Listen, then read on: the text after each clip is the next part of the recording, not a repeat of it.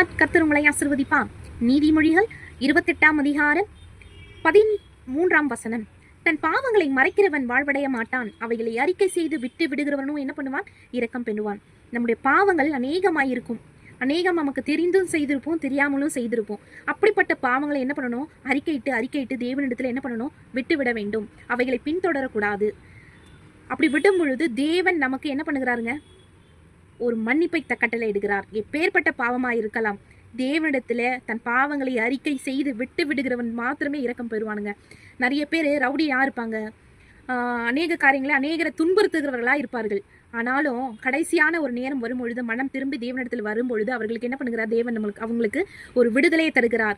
வியாதி நிமித்தமாய் வருவார்கள், இல்லை பல கடன் பிரச்சனை நிமித்தமாய் வருவாங்க.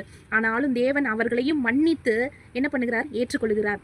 தன் பாவங்களை மறைக்கிறவன் வாழ்வடைய மாட்டான், அவைகளை அறிக்கை செய்து விட்டு விடுகிறவனோ இரக்கம் பெறுவான்.